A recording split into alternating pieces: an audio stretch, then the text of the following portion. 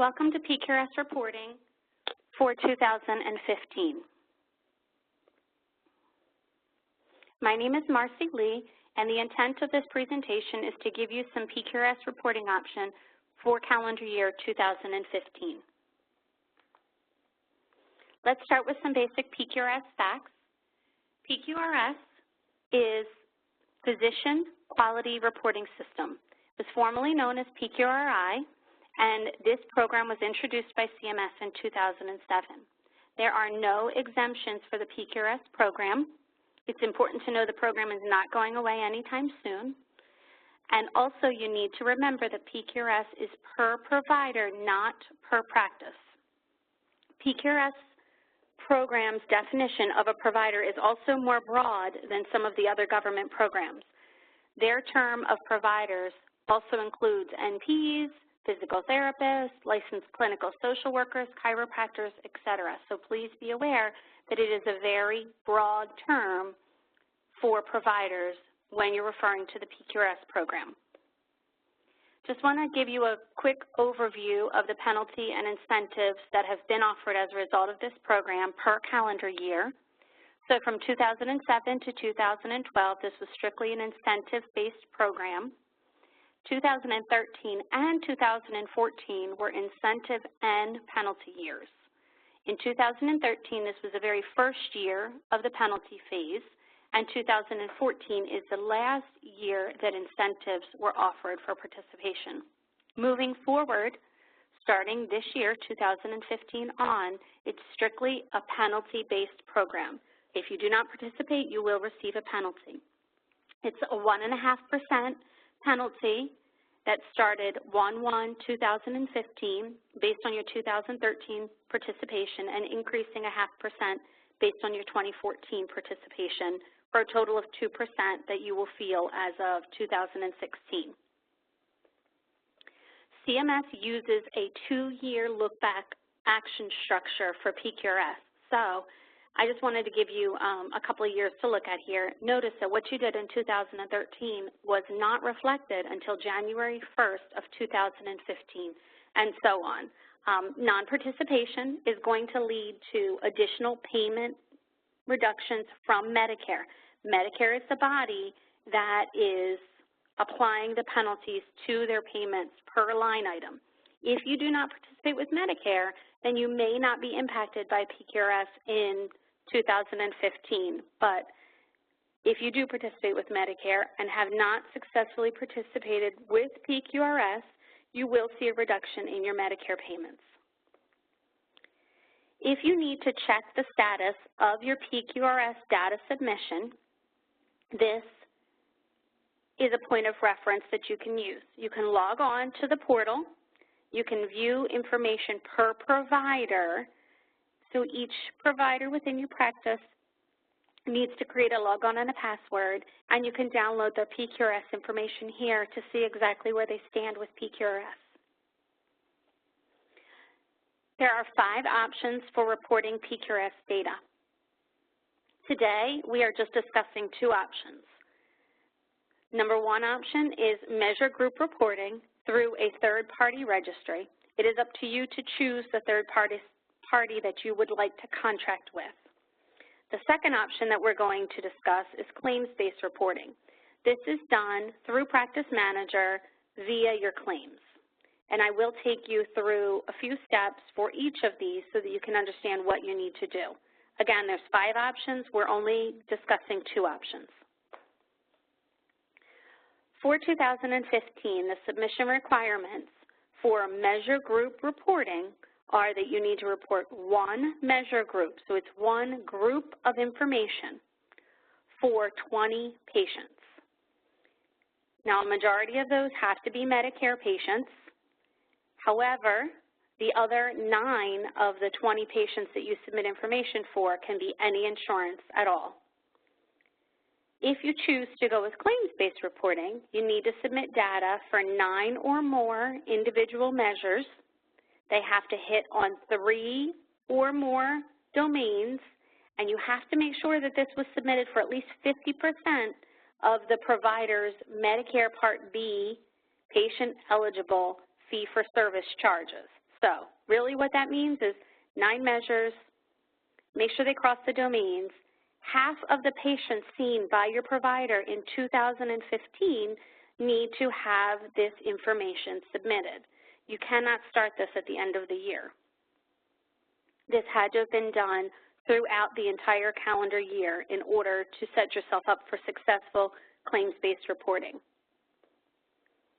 Now, looking at exactly what this data is, just a little bit more in depth. If you're doing measure group reporting and you pick 20 patients, you need to make sure that they were treated between January 1st and December 31st, 2015. Remember that more than half of them need to be Medicare fee-for-service patients. Depending on which measure you pick, there will be about 4 to 9 pieces of information or questions that you'll need to answer for each of those 20 patients. And then this information can be submitted when your contracted registry begins to accept submissions, which is typically September or October of the calendar year. If you're doing claims-based data collection, you would need to make sure that more than 50% of all your Medicare patients seen during 2015 have data submitted for each of those 9 measures that you are reporting on. What's also important for you to know is that this information must be submitted with the first claim submission for the date of service in 2015 to meet the PQRS data submission guidelines. You cannot start at the end of the year and go back to all of your Medicare claims earlier in the year and just submit PQRS data. You will not get credit for that. It must go out with the first claim submission. All right, so once you choose which option is going to be best for your provider, here are some steps that you'll need to take for participation.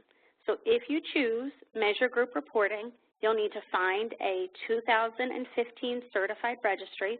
It is important to keep in mind that registries have to get recertified each year. So just because you used a registry for one calendar year does not necessarily mean that they are going to be certified for the following year. You need to be sure that you're aware of that.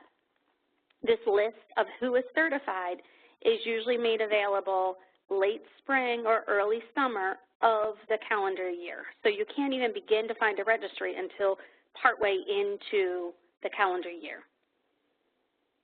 You will enter into an agreement with that third-party registry, which normally you just log onto their website and you create a username and a password, and you give them your basic provider information, which includes NPI, address, phone, fax, and you're now entered into an agreement with the registry.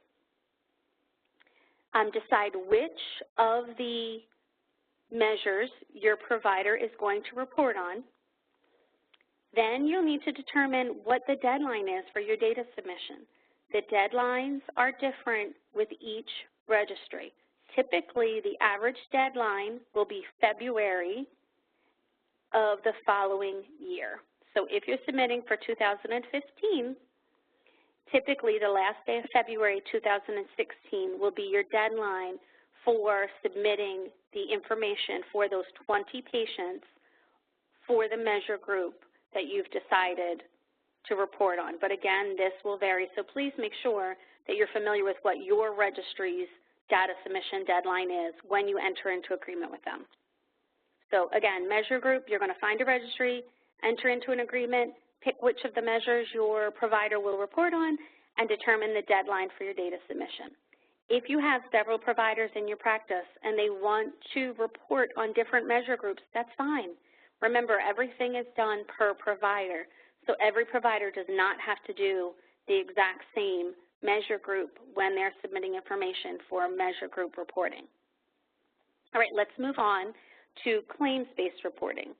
If it is early enough in the year and you are setting up claims-based reporting for your provider, in Practice Manager, you need to be sure that the Medicare insurances have the quality measure box selected. You're going to need to review each of the measures that you intend to report. Keep in mind, there's over 400 of them, so you're going to have to carefully look through them and pick which measures you're going to report on. You're going to enter the appropriate corresponding CPT2 codes into Practice Manager for each of those measures that you intend to report. So when you're reviewing those measures in Step 2, it'll tell you what CPT2 codes, you need to use to report information to CMS. So you'll need to load those in to Practice Manager. And then, lastly, you're going to want to make sure that you preview your some claims or EOBs on your screen to assure that the submission of the data has properly been sent. And then you're going to want to check the line items for your EOBs when it's returned and make sure that that 0 line item or the 1 penny line item charge that you attach to the CPT2 code is recognized by CMS. All right, so I'm going to go into a little bit more detail for measure group, and then I'm going to go into a little bit more detail for claims-based reporting. So for measure group reporting, you have these 25 different measure groups. They're listed here in blue. You will pick one of these measure groups that is appropriate for your provider to report on. If there is not a measure group here for your provider to report on, you may not be able to use this submission method. But if you can find a measure here, pick that. That's what your provider will report on. You will select the category, and it will tell you the questions from your database that need to be asked for each of those 20 patients. Here's an example of what the front office or whoever is heading up the PQRS reporting for your office will complete for your patient. So the very first thing is, when you're figuring out who your 20 patients are for the provider to submit the information for, you'll just fill out the basic information that you see on the top here. Notice it does remind you that more than half of them have to be Medicare. And for the measure group that I'm using as an example, I'm using the diabetes measure group. It will also tell you, if you look at the bottom of the screen, which diagnosis codes are appropriate in order for the patient to be considered eligible for this measure group. And it will tell you what encounter codes also have to have been billed during 2015 at the visit that you're reporting on in order for them to be eligible. So make sure that the diagnosis code and the procedure codes required for the measure are indeed there for 2015 and that they're completed at the top. Also important to remember, some measure groups have age requirements. With this particular measure group, the diabetes measure group, they're only looking for people aged 18 to 75. Do not submit data for someone who's 78 or 79 years old. They'll let you submit the data, but you're not going to get credit for that patient. So with that being said, they're requesting 20 patients. You might want to do more than 20 just to kind of build yourself a little bit of a cushion. So once you figure out who these 20 people are, you'll fill out this information. I suggest you just print the forms off of the internet site, make 20 photocopies, fill them out, and once you fill out the 20 forms, have the doctor answer all the questions, you will then take those forms, you will input them into your registry, you will click Send Data when you have enough patients in and you're comfortable, and at that point, you will pay whatever fee the third-party registry is requiring that you pay to them. All right, so that's measure group reporting, and that's the example that I have for you there. I want to move on to claims-based reporting. For claims-based reporting, there are several steps involved. The first step is the quality measure box needs to be checked for every Medicare insurance. I said that in the setup step. Here's where the quality measure box is. It's highlighted in red. So just make sure that this is checked.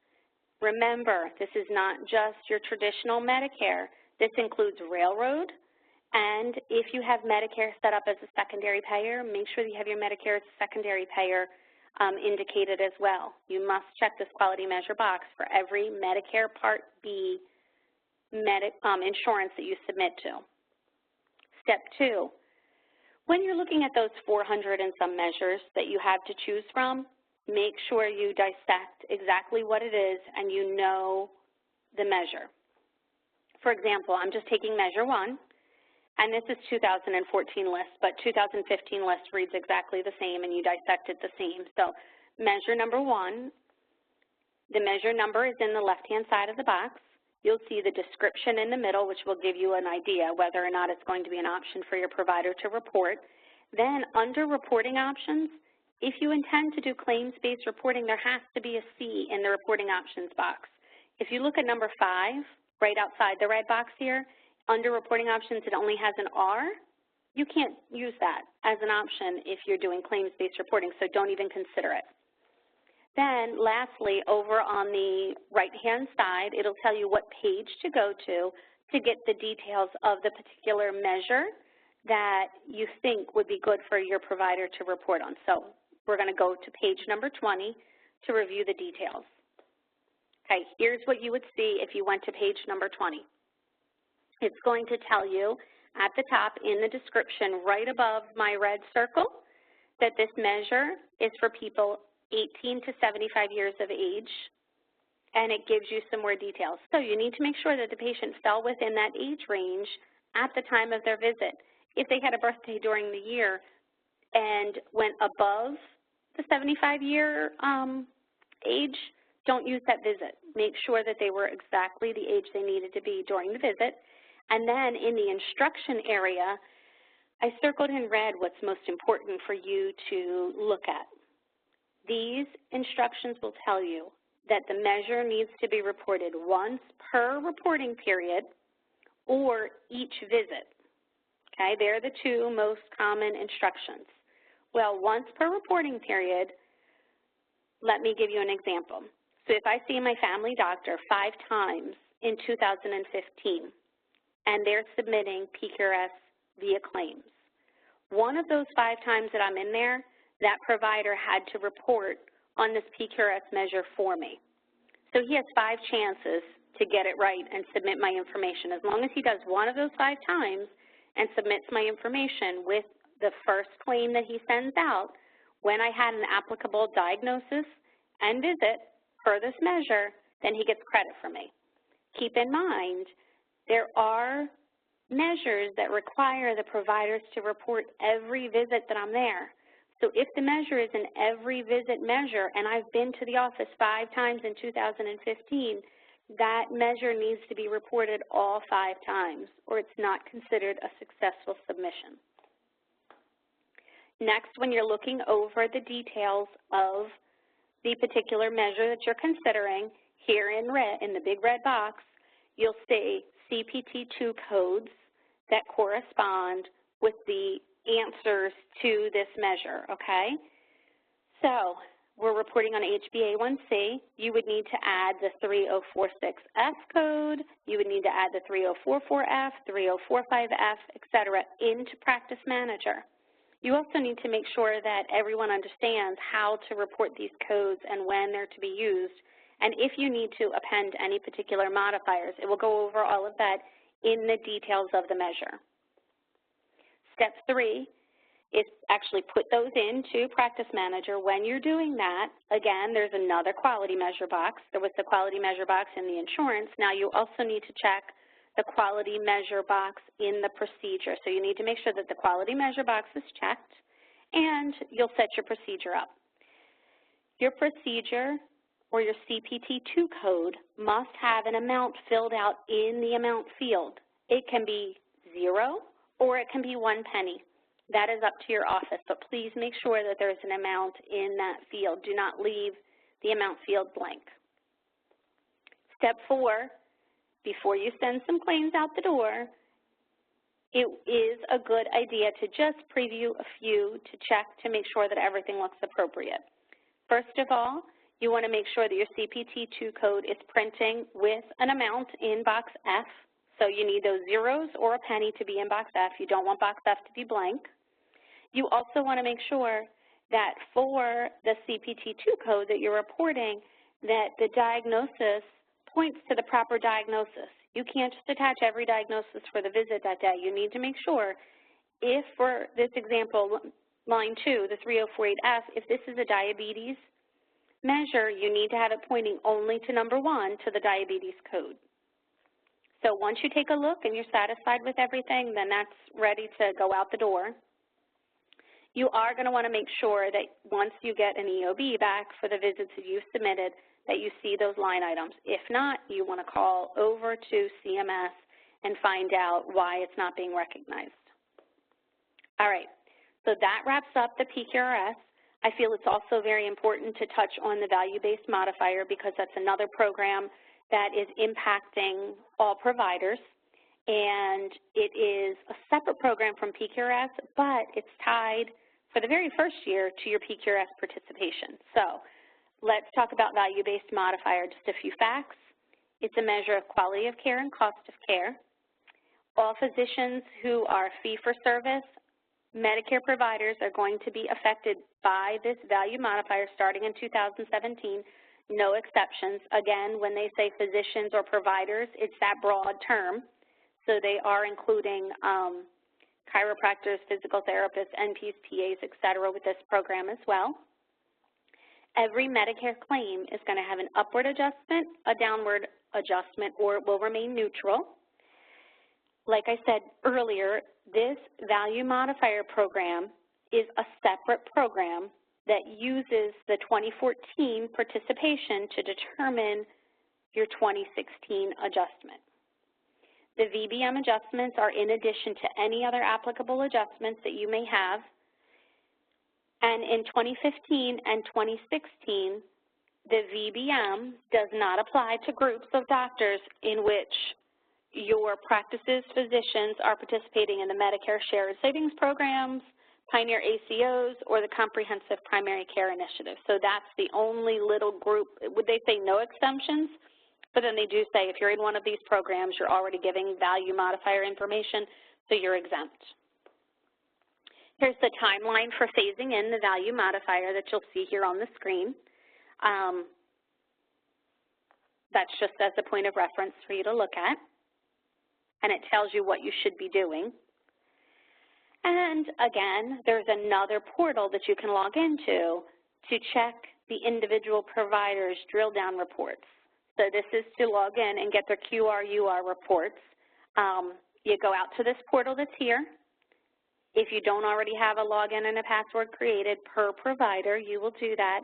And you can log in out here and see the QRUR report and see where your provider stands with the value modifier program. Here are some links to CMS documents that can be found on our website. Under News, go to the PQRS page, and we try to keep some useful links for PQRS out there. We also will be adding the information for the value modifier program out there. As we get more, we'll give you more links to the CMS site and post some important information there for you. Please also read your CMS emails that you receive. And if you have any questions at all regarding PQRS, we are your software vendor. We will be happy to answer software questions, but anything specifically about PQRS and the program and the penalties, you really need to call to the QualityNet Help Desk. Here is their number. Here are their hours. When you call them, they ask for your email address. I suggest that you do give them your email address. They will not only send you the question that you ask in writing, they will send you your response via email as well, which is really nice to have that. I thank you for watching this information. Hopefully it was beneficial. Have a great day.